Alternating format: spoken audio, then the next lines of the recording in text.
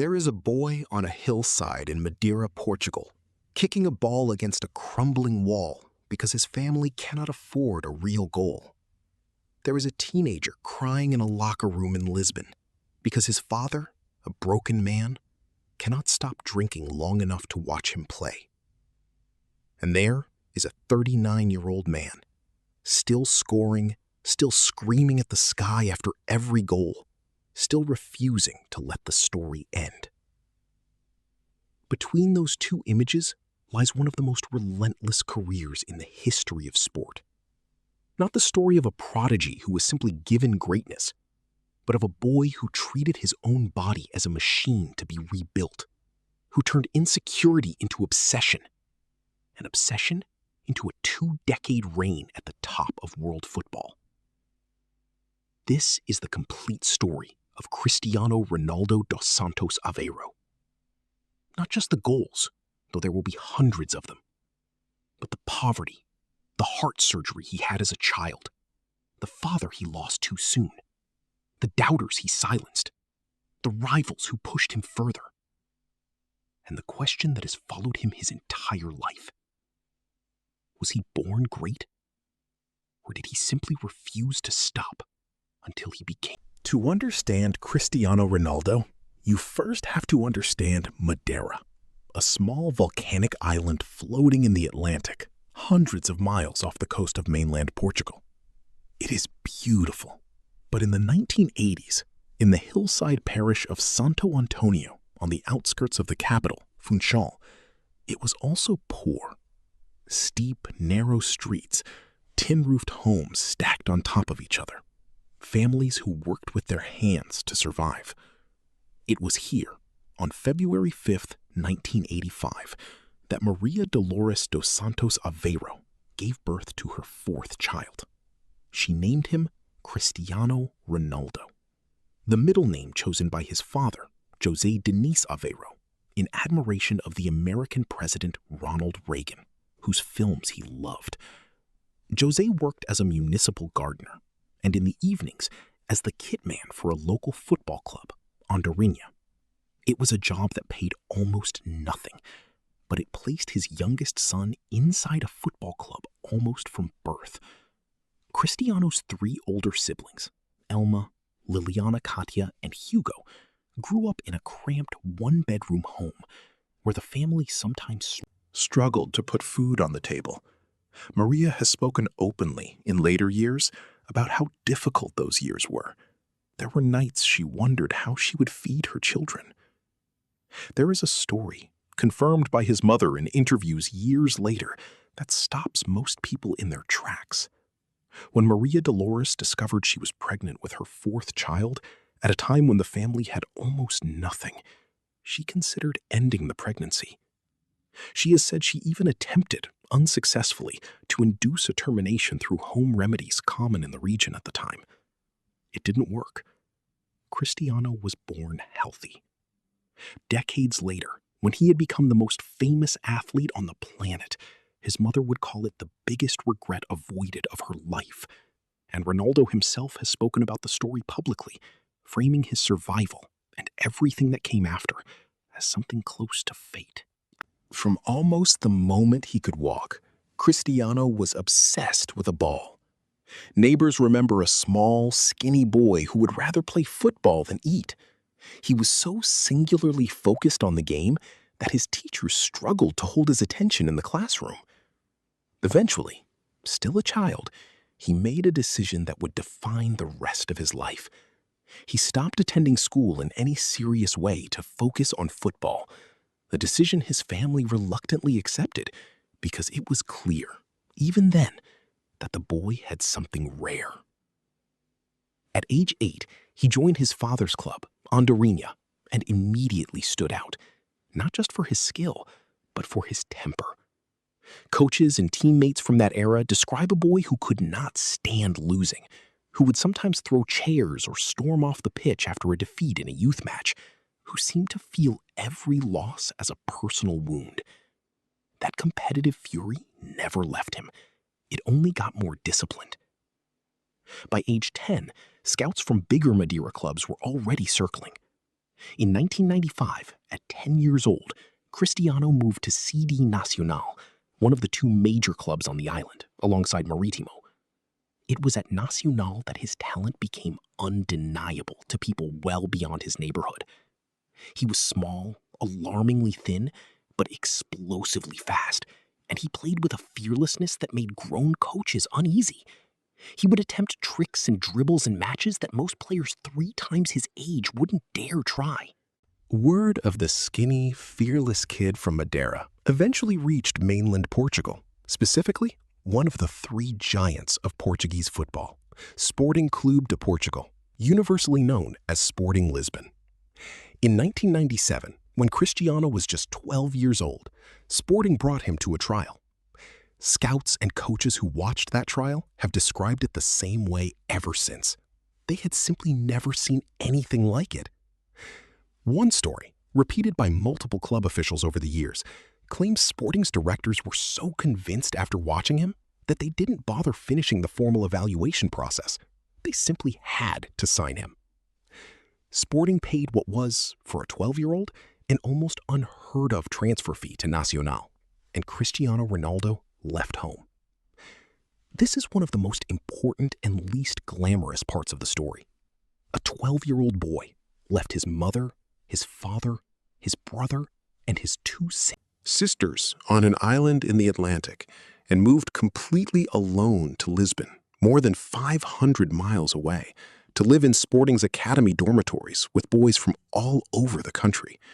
He barely understood the accents of mainland Portuguese kids, let alone their culture. He was homesick constantly.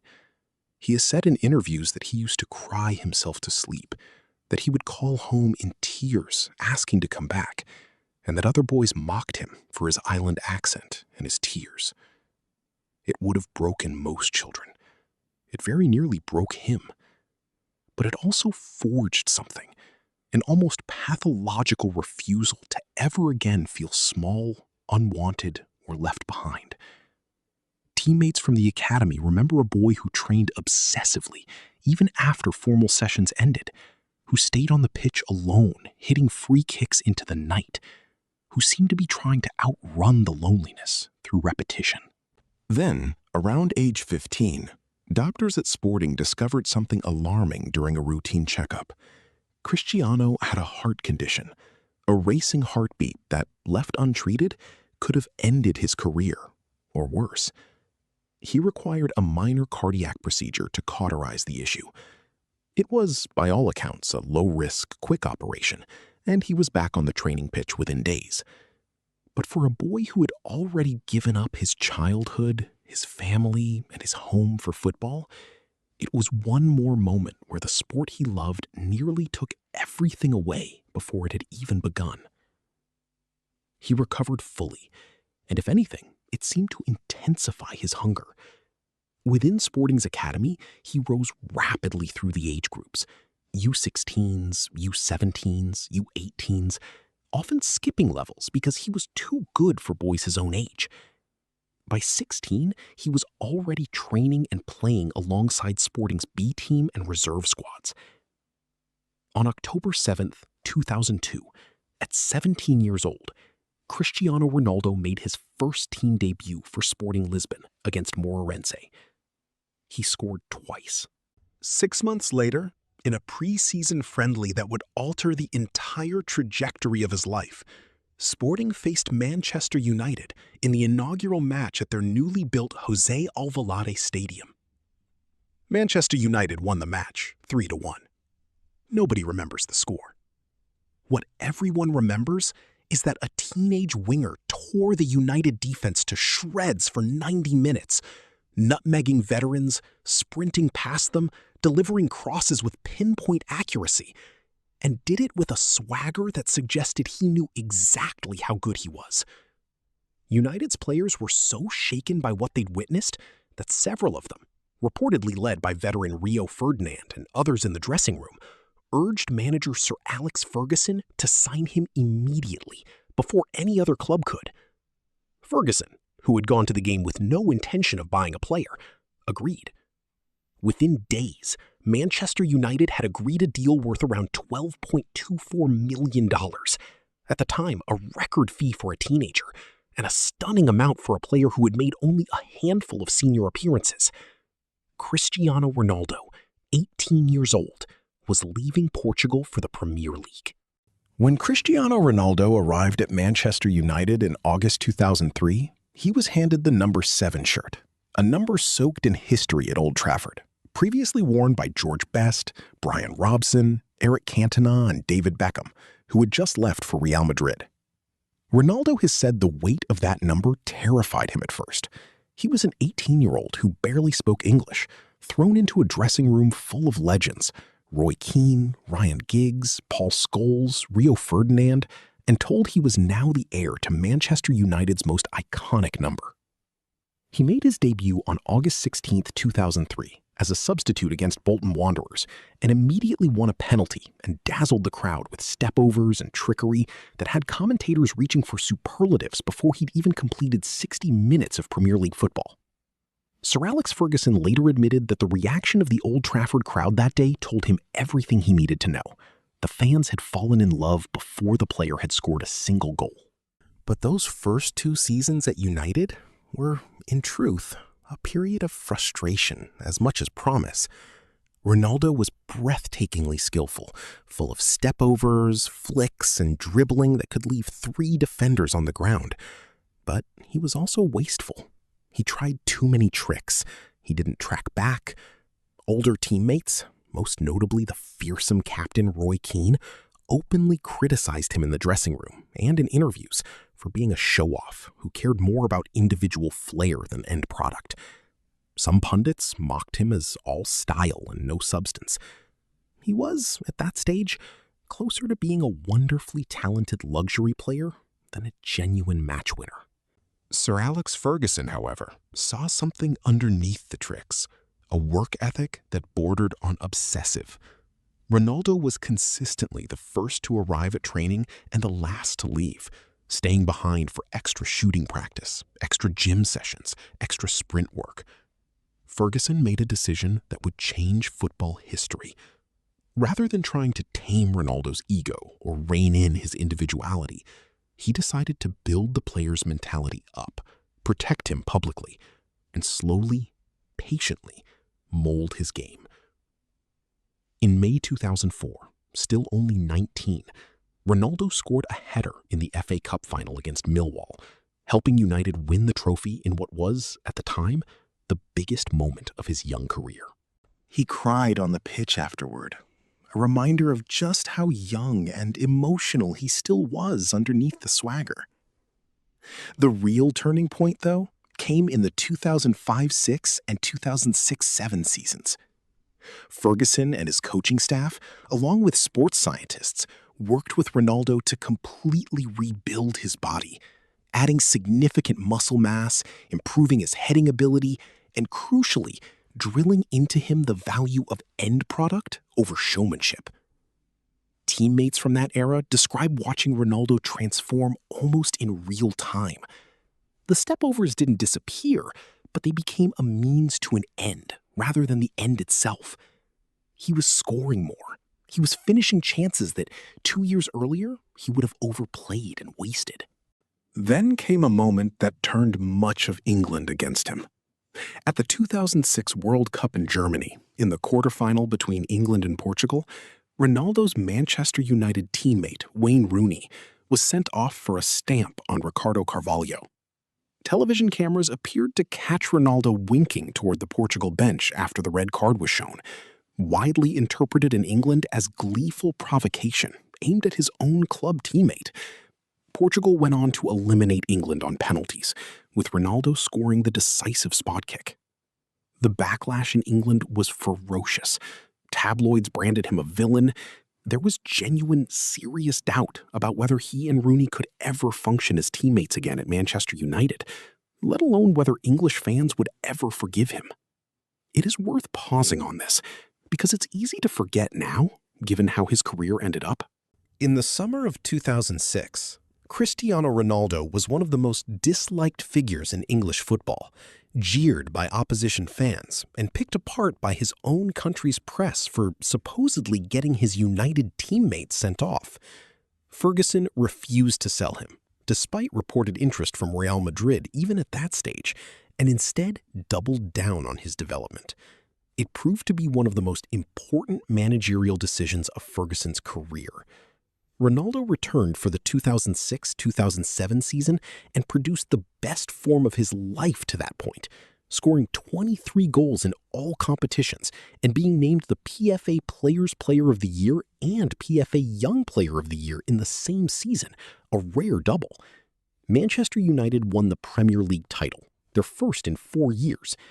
But it was the following season, 2007-2008, that turned Cristiano Ronaldo from a very good player into a global phenomenon.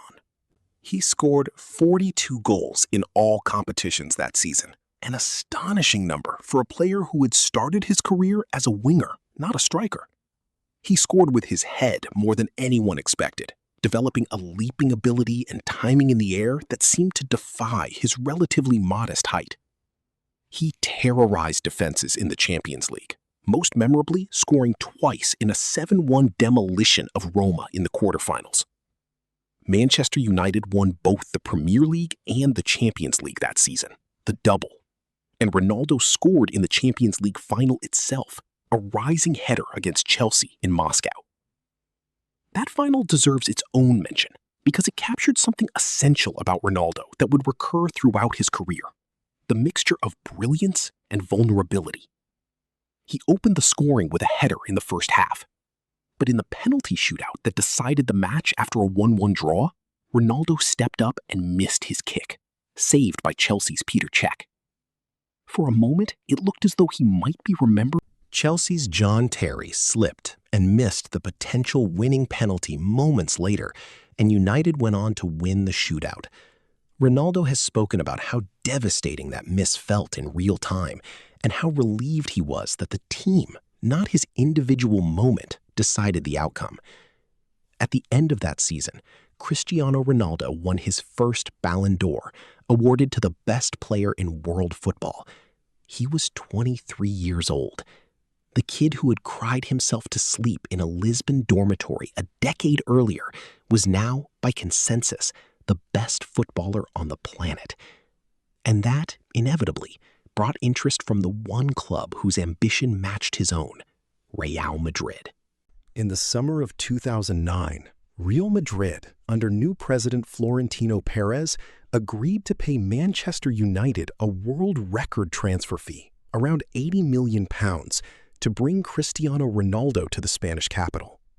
It broke the record that had stood for less than a month, since Madrid had just paid a record fee for Kaká. Ronaldo's unveiling at the Santiago Bernabeu has become legendary in its own right. More than 80,000 fans packed the stadium simply to watch him walk out in a white shirt and juggle a ball, a number normally reserved for actual matches. Manchester United fans, for their part, were heartbroken.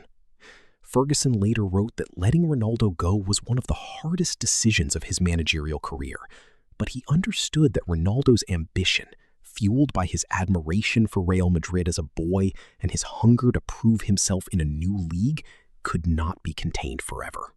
At Real Madrid, Ronaldo was given the number 9 shirt at first, since Raúl still held the number 7, before eventually reclaiming his familiar number. He was deployed less as a pure winger and increasingly as a devastating wide forward, and eventually a central striker, a positional evolution that would define the second half of his career.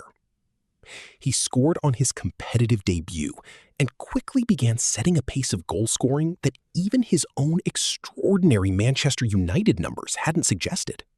It was in Spain that the defining rivalry of his career, and arguably of an entire era of football, truly ignited. Cristiano Ronaldo versus Lionel Messi. Messi, 3 years younger, was already established at Barcelona as a mesmerizing dribbler and the core of a Pep Guardiola side that many consider the greatest club team ever assembled. For the next decade, the world would essentially split into two camps, and the debate over who was the greater player would dominate football conversation like nothing before or since. The two men were opposites in almost every way. Messi, generationally gifted, seemingly effortless, quiet off the pitch. Ronaldo, a self-made machine of muscle and repetition, loud, competitive, unapologetically confident. Where Messi glided, Ronaldo attacked the ball like he was trying to break it. Neither needed the other to be great, but both, by nearly universal consensus among players and coaches from that era, made each other greater. Ronaldo has said publicly, more than once, that Messi's brilliance forced him to train harder, to reinvent his game, to never allow a single day of complacency, because he knew Messi never would either. For the better part of a decade, El Clasico, Real Madrid versus Barcelona, became the biggest stage in club football twice a year, largely because it meant Ronaldo against Messi. Between 2009 and 2018, the two combined for an almost unbelievable share of the Ballon d'Or awards, alternating the trophy back and forth like a private duel that the rest of the football world could only watch. Ronaldo's individual numbers at Real Madrid defy easy summary. In the 2014-15 season, he broke La Liga's all-time scoring records. Season after season, he scored 40, 50, even over 60 goals across all competitions, a workload and consistency that most strikers in football history have never approached even in a single peak season, let alone repeatedly. He became Real Madrid's all-time top scorer, a record previously held for decades in what many considered an unbreakable mark. But it was in the Champions League, Europe's premier club competition, that Ronaldo built the most extraordinary chapter of his legacy. Real Madrid won an unprecedented 4 Champions League titles in 5 seasons between 2014 and 2018, 2014, 2016, 2017, 2018. A run of dominance in the modern era that no club has matched before or since. Ronaldo was the driving force and top scorer of nearly every one of those campaigns. The 2014 final in Lisbon, fittingly in Ronaldo's home country, saw Real Madrid complete La Décima, their long-awaited 10th European Cup, with Ronaldo scoring a late penalty and, in an image that circulated worldwide, tearing off his shirt to celebrate, his physique by then transformed into that of a chiseled athlete, almost unrecognizable from the skinny sporting teenager a decade earlier. The 2016 final against city rivals Atletico Madrid went to penalties, and it was Ronaldo who stepped up to take and score the decisive spot kick, sinking to his knees in tears as he became a European champion for the 3rd time with Real Madrid. In the 2017 final, Ronaldo scored twice against Juventus in Cardiff, and in the 2018 final in Kiev against Liverpool, he scored the opener before Real Madrid held on to win a 3rd consecutive Champions League title, a modern-era three-peat that stunned even Real Madrid's own famously demanding fanbase. By this point, Ronaldo had collected multiple Ballon d'Or awards during his Real Madrid years, on top of the one he'd already won at Manchester United, eventually reaching 5 total across his career, tied for years with Messi at the very top of that particular mountain. One moment from this period is worth lingering on specifically. In April 2018, in a Champions League quarterfinal against Juventus in Turin, Ronaldo scored an overhead bicycle kick so spectacular that the Juventus supporters themselves, famously demanding and partisan, rose to applaud an opposition player in their own stadium. It became one of the most replayed individual goals in football history, and, in hindsight, something of a preview of what was coming next. While club football brought Ronaldo trophies and records, his relationship with the Portugal national team was, for a long time, a story of heartbreak before it became one of history. He made his senior international debut for Portugal in 2003 at 18 and quickly became the face of the golden generation that had promised so much and, at various tournaments, delivered heartbreaking near misses. At Euro 2004, hosted on home soil in Portugal, Ronaldo scored crucial goals as the host nation reached the final, only to lose stunningly, to a Greece side that had been given almost no chance beforehand.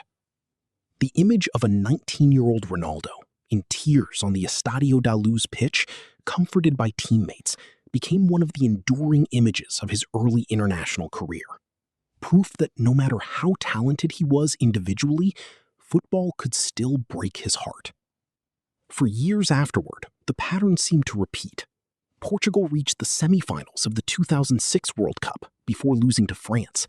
They were eliminated in the round of 16 and quarterfinals in later tournaments. Critics, particularly outside Portugal, seized on this gap. How could a player be considered among the greatest of all time if he could not deliver international silverware for his country?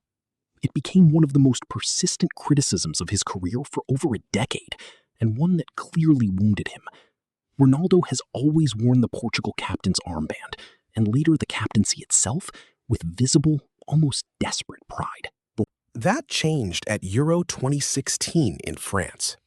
Portugal stumbled through the group stage, drawing all 3 matches and advancing only as one of the best third-place teams, hardly the form of eventual champions. But the team found its footing in the knockout rounds, grinding through tense, low-scoring victories, with Ronaldo alternating between talismanic performances and at times visible frustration as chances went missing. Then came the final against host nation France in Paris, and one of the most remarkable moments of Ronaldo's entire career, ironically, one in which he barely played. Early in the match, Ronaldo suffered a knee injury in a collision, and after attempting repeatedly and painfully to continue, was in tears as he was stretchered off the pitch in the 25th minute. It looked for Portugal like a cruel repeat of 2004, their talisman gone, in tears, before the match had even really begun. But instead of leaving, Ronaldo stayed on the touchline for the remainder of the match, through normal time and extra time, animatedly coaching, encouraging, and organizing his teammates from the sideline like an auxiliary member of the coaching staff, visibly pouring every ounce of his competitive energy into a match he could no longer physically affect. In extra time, substitute Ader scored the only goal of the game. Portugal, against most predictions, were European champions for the first time in their history. Ronaldo, on crutches for parts of the celebration, lifted the trophy as captain anyway, sobbing. It silenced, at least partially, the criticism that had followed him for over a decade. He had delivered a major international trophy for Portugal, just not in the way anyone had expected, and not through his own goals in the biggest match, but through leadership under the most painful circumstances imaginable. At the 2018 World Cup in Russia, Ronaldo produced one of the great individual performances of his career in the group stage, scoring a hat-trick, including a stunning last-minute free kick against Spain in a 3-3 draw that instantly became one of the tournament's most talked-about matches. Portugal, however, were eliminated in the round of 16 by Uruguay. In 2019, Ronaldo added another trophy to his international collection, captaining Portugal to victory in the inaugural UEFA Nations League finals, held in Portugal itself, scoring a hat-trick in the semi-final against Switzerland. At the delayed Euro 2020 tournament, played in 2021, Ronaldo became the all-time leading scorer in European Championship history, and also, during that tournament, surpassed Iran's Ali Daei to become the outright top international goal scorer of all time among men's national teams. A record that put him ahead of every international goal scorer in the history of the men's game. Portugal were eliminated in the round of 16, but the individual record stood as a landmark achievement, one that would only grow with time as he continued adding to his tally in the years that followed, eventually stretching his men's international goal total to well beyond 130, a number widely regarded as effectively unbreakable given how few players earn as many caps, let alone score at his rate over 2 decades. The 2022 World Cup in Qatar, however, brought one of the more painful chapters of his international career. Ronaldo, at 37 and playing his 5th World Cup, was benched for a knockout match for the first time in his international career, as manager Fernando Santos opted for youth in attack. Portugal were eliminated in the quarterfinals by Morocco, and Ronaldo was shown in tears on the pitch afterward, widely assumed by press and fans around the world to be his final World Cup appearance. He has since said he would like to play at the 2026 World Cup when he will be 41 years old, extending a story that already defies typical athletic timelines. In the summer of 2018, at 33 years old, an age when most elite footballers are already in decline, Cristiano Ronaldo made a move that stunned the football world. He left Real Madrid, the club where he had become arguably the greatest player in its storied history, for Juventus in Italy's Serie A, in a transfer worth around 100 million euros. The decision was framed by many, including Ronaldo himself, as being about a new challenge, proving he could conquer another league, dominate a new footballing culture, and chase a Champions League title with a different institution after the trophy had eluded Juventus for over 2 decades. Real Madrid fans were shocked and heartbroken. Some analysts questioned whether the club had made a mistake in letting their record scorer leave, a question that lingered for years afterward, given how the following seasons unfolded for both parties. In Italy, Ronaldo continued to defy the normal aging curve for elite athletes. He won 2 Serie A titles with Juventus and was the club's top scorer for 3 consecutive seasons, adapting his game further, relying increasingly on positioning, aerial ability, and clinical finishing, rather than the explosive dribbling of his younger years, a testament to how deliberately He had reshaped his game to fit his body's evolving capabilities.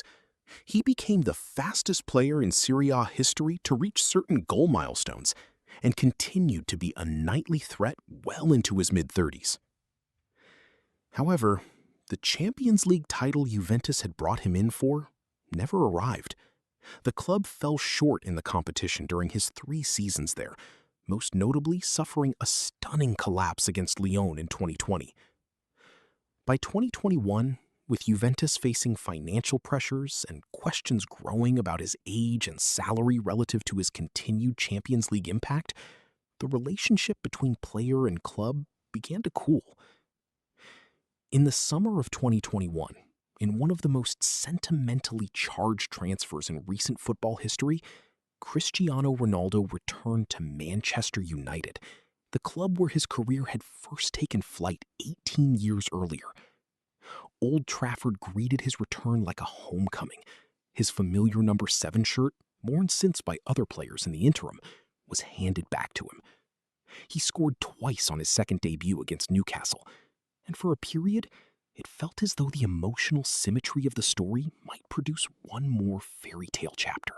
But the football reality proved far messier than the emotional narrative. Manchester United, in the midst of a turbulent, underachieving period, finished 6th in the Premier League that season and missed out on Champions League qualification. The following season, under new manager Erik ten Hag, tensions between Ronaldo and the club escalated visibly. He was frequently left out of the starting lineup as United tried to build a faster, more pressing team style that didn't naturally suit a 37-year-old built for a different kind of football. And there were public flashpoints, including an incident where he refused to come on as a substitute and left the stadium early during a match against Tottenham. Matters came to a head in November 2022 when, in a wide-ranging television interview, Ronaldo openly criticized Manchester United's ownership, coaching staff, and direction of the club, expressing that he felt disrespected and that he did not hold Erik ten Hag in high regard as a manager. The fallout was immediate and severe. Manchester United terminated his contract by mutual agreement, ending his second spell at the club just months after it had begun with such optimism, and only days before the 2022 World Cup was set to begin. It was, by any measure, a painful and unusually public end to a relationship with the club most associated with his rise to stardom. But rather than an ending, it turned out to be the beginning of an entirely new and financially unprecedented chapter. In December 2022, Days after his Manchester United contract was terminated, Cristiano Ronaldo signed with Al Nassr FC of the Saudi Pro League in a deal reported to be worth several $100 million overall when salary, endorsements, and ambassadorial roles were combined. By some estimates, the richest contract in the history of team sports. His unveiling in Riyadh drew a sold-out stadium and enormous international media attention, and it was widely seen as a turning point in the broader story of Saudi Arabia's ambitious, well-funded push into global sport. The move sparked considerable debate. Some critics viewed it as a player past his prime, cashing in on a lucrative but lesser competitive stage. Ronaldo and his supporters countered that he continued to score prolifically. He has, in fact, continued to score at a rate that would be considered elite in almost any league in the world, and that his presence, along with a wave of other high-profile players who followed him to the Saudi League in subsequent transfer windows, helped accelerate the growth and global visibility of football in the region.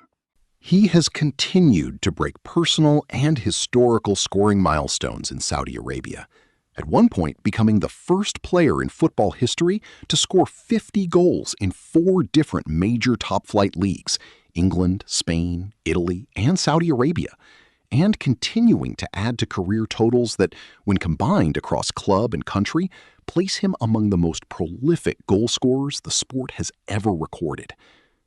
Off the pitch during this period, Ronaldo has remained one of the most visible athletes on the planet, both through his continued football and through an enormous social media following that, for years, has been the largest of any individual on Earth across major platforms, a testament to a level of global fame that extends well beyond the countries where he has actually played club football. To understand Cristiano Ronaldo only through trophies and goal tallies is to miss much of what makes his story resonate with so many people. His personal life has been shaped again and again by loss, family devotion, and an almost fierce insistence on providing for the people closest to him, a direct echo of the poverty he experienced as a child. His father, José Dinis Aveiro, struggled for years with alcoholism, a battle that was never resolved. José died in 2005 when Cristiano was just 20 years old and still establishing himself at Manchester United. Ronaldo has spoken about the pain of not being able to do more to help his father while he was alive, and about how his father never got to see the full scale of what his son would go on to achieve. It's a grief that friends and biographers say shaped much of Ronaldo's obsessive drive in the years that followed, a determination to justify, retroactively, all the sacrifices his family made when they had nothing. In 2010, Ronaldo became a father for the first time to a son, Cristiano Jr., whose mother's identity Ronaldo has kept private by mutual arrangement, saying only that he has sole custody. In 2017, he became a father again, this time to twins, a boy and a girl, born via surrogate. That same year, his long-term partner at the time, Georgina Rodriguez, a Spanish-Argentine model whom he met while she was working at a Gucci store in Madrid, gave birth to their daughter, Alana Martina, making Ronaldo a father of 4. Ronaldo and Rodriguez's relationship has played out largely in public, including through a popular Netflix documentary series about their family life, and the couple became engaged in 2025. In 2022, the family experienced immense tragedy. Georgina was pregnant with twins, a boy and a girl, and while the daughter survived, the couple's son died at birth. Ronaldo and Rodriguez spoke about the loss publicly, an unusually raw and painful moment shared with millions of fans, describing it as the greatest pain a parent can endure. Much has also been made throughout his career of Ronaldo's legendary discipline.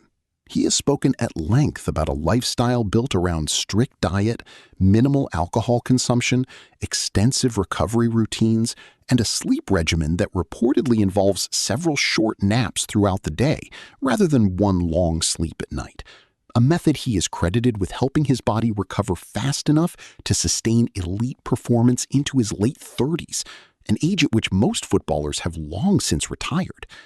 Teammates across every club he has played for, from Manchester United to Al Nassr, have consistently described him as the hardest working player in any training session he's part of, a trait that goes back to that lonely, homesick boy in the sporting academy dormitory who stayed on the pitch after everyone else went home.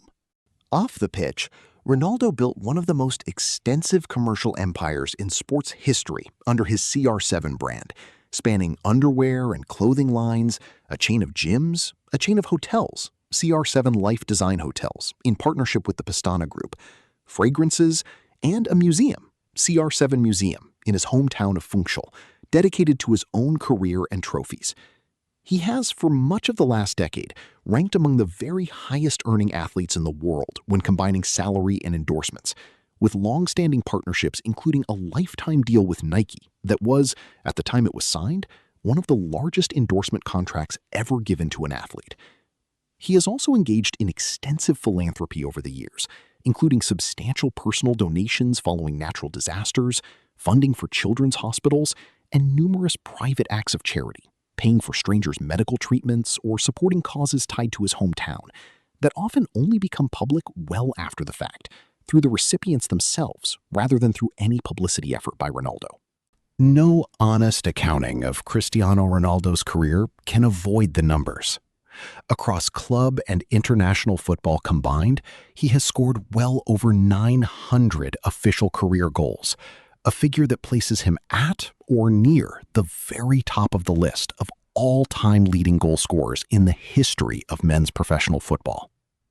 He is the all-time leading scorer in Champions League history, in men's European Championship history, and for the Portuguese national team, the outright leading goal scorer in international men's football history across all nations. He has won league titles in 3 different countries, plus continental honors with Portugal, 5 Ballon d'Or awards, and 4 European Golden Shoes. The rivalry with Lionel Messi will likely never be definitively settled, and this documentary won't pretend to settle it either. What can be said with confidence is this. For the better part of 15 years, 2 players operating at a level the sport had arguably never seen before pushed each other and the entire footballing landscape around them to greater heights. What may ultimately be Ronaldo's most singular legacy isn't a trophy or a goal tally at all. It's the sheer longevity. He has remained a starting caliber goal-scoring forward into his 40th year, an achievement almost without precedent for the position.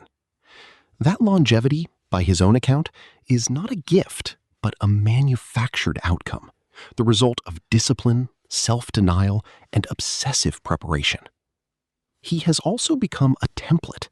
Young players across the world grew up idolizing not just his goals, but his work ethic, his willingness to be booed and criticized as a teenager and respond with relentless self-improvement.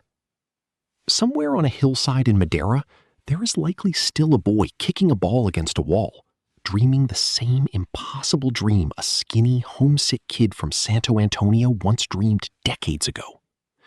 Cristiano Ronaldo's story is not a story about natural talent alone. It is a story about what happens when raw ability collides with an almost frightening If this story moved you, if it reminded you that greatness isn't given, it's built, then let us know. Drop a comment below and tell us which chapter of this journey hit you the hardest. The boy on that Madeira hillside, the tears in Paris, or the man still refusing to stop in his 40s.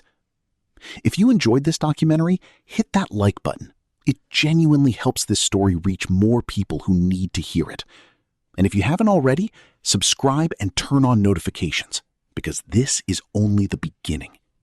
We've got more untold stories of the athletes, legends, and underdogs who redefined what's possible, and you won't want to miss what's coming next.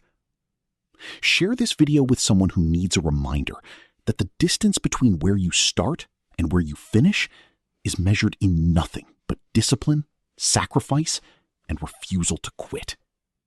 Thank you for watching. We'll see you in the next story.